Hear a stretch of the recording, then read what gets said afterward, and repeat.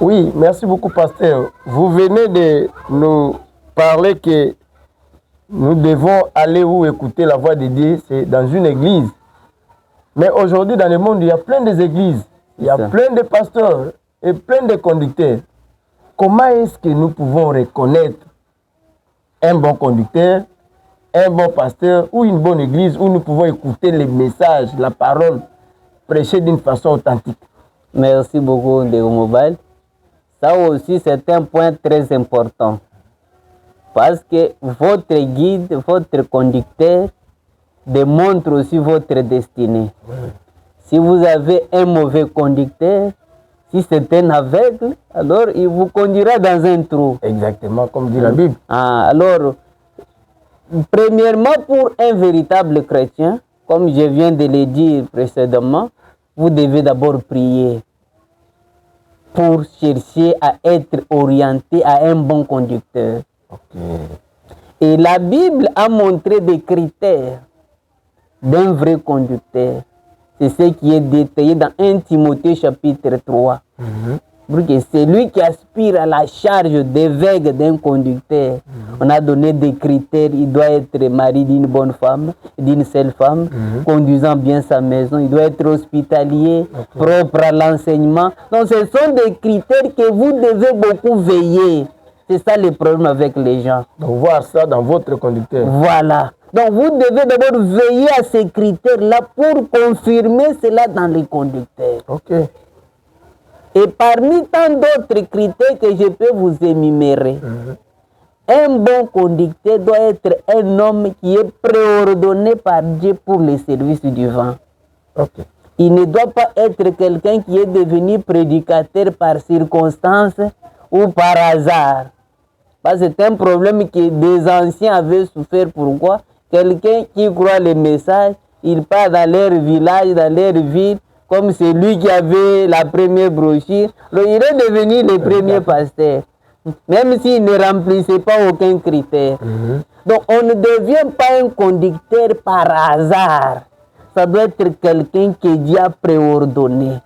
Et la deuxième chose, il doit faire la preuve du baptême du Saint-Esprit. Il a le baptême du Saint-Esprit. Par sa vie et par son ministère. Quelqu'un qui a été baptisé doit savoir les jours. Ce n'est pas un conducteur qui vient qui vous dit « Oh, j'étais dans la débauche, j'ai fait ceci, Dieu m'a pardonné. » Mais quand toi tu dis ça, ça montre quel genre d'exemple aux jeunes de ton église. Donc c'est tout à fait normal, je peux aussi vivre dans la débauche, je pars comme ça, demain je serai toujours pasteur. Donc un bon conducteur, c'est quelqu'un que Dieu a préparé. Dieu a appelé William Branham depuis l'enfance. Ne fume pas, ne bois pas, car j'ai un travail quand tu seras grand. Maintenant, toi, Dieu te laisse comme ça. Quand tu deviens grand, alors viens me servir. Là aussi, c'est un problème. Un bon conducteur, c'est la personne que tu dois voir quelle est la priorité qu'il a dans sa vie. Qu'est-ce qu'il fait de son cheval de bataille? Si c'est son cheval de bataille, c'est seulement le mariage, la polygamie. Ça vous montre que c'est un adultère. Vraiment. Son cheval de bataille, ce n'est pas, il est là seulement pour critiquer et injurier les gens. Ça vous montre que là, c'est une mauvaise personne. Son cheval de bataille, c'est quoi? C'est l'argent. Donc, toutes ces prédications, il ne parle que l'argent. Toujours, qui va me nourrir aujourd'hui? Ne venez pas à l'église mais vide. Ne faites pas ceci. Ça vous montre que lui, son objectif, c'est l'argent. Un vrai conducteur, vous allez le remarquer par son cheval de bataille. Il doit avoir comme cheval de bataille le salut des âmes et la prédication de la parole.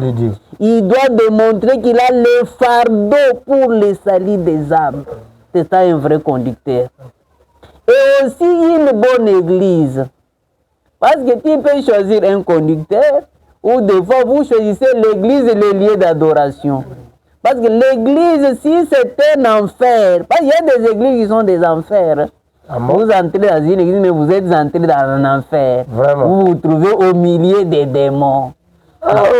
Ce qui s'y passe et ce qui se font, donc vous vous retrouvez que je suis où? Donc vous êtes au milieu d'un enfer. Alors, une église démontre aussi ce qu'est son pasteur. Peut-être le pasteur peut être là, il brille, il fait ceci, mais regardez l'église.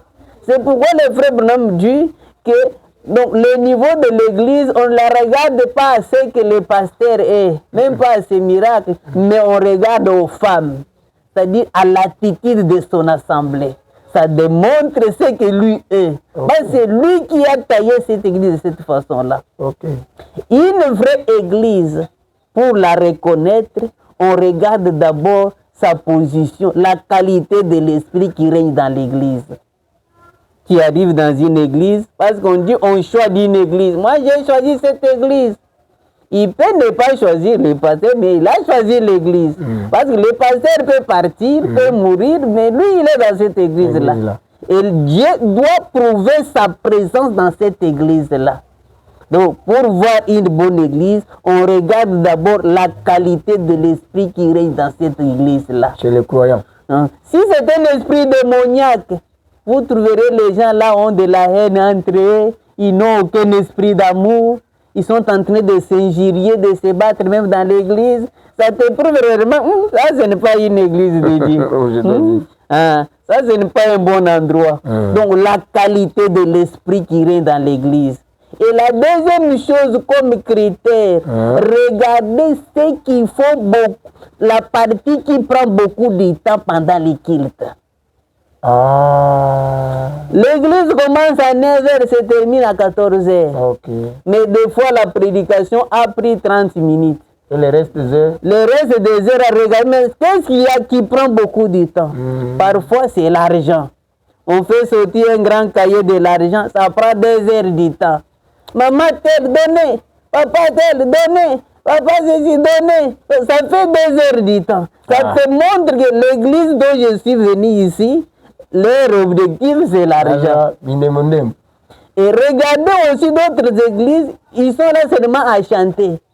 Et quand ils chantent, regardez quel genre de danse, surtout les femmes. Ça démontre cette danse, ils dansent. Depuis 9 ans, ils ont commencé à danser. Ils dansent le keto. Et ça vous mène 2 heures du temps. Ils dansent pour le Seigneur, non? Alors, c'est ça le problème. On dit qu'ils dansent pour le Seigneur, mais la modalité de cette danse-là montre qu'ils dansent pour le diable. Vraiment. Parce que regardez leur danse-là avec les danses du monde. C'est idem. Ils dansent comme le monde. L'église dans le monde. Ils font des pratiques, les hommes et les femmes. Vous regardez, ils sont loin du diable, mais en pleine église. Mais quand toi, un fils de Dieu, tu arrives, tu regardes ce qui se fait là, tu dois avoir assez de discernement pour comprendre que je ne suis pas dans une vraie église. Ils prennent trop de temps pour des illusoires. Où le pasteur monte à la chair, qu'est-ce qu'il vous présente comme objectif? Ce sont d'autres choses, de la politique, des histoires, moins de la parole de Dieu. Une vraie église, c'est une église qui a maintenu son ordre dont le prophète a parlé. On doit bien sûr chanter, on doit aussi beaucoup prier et écouter la parole. Parce qu'on vient à l'église, c'est pour l'écoute de la parole.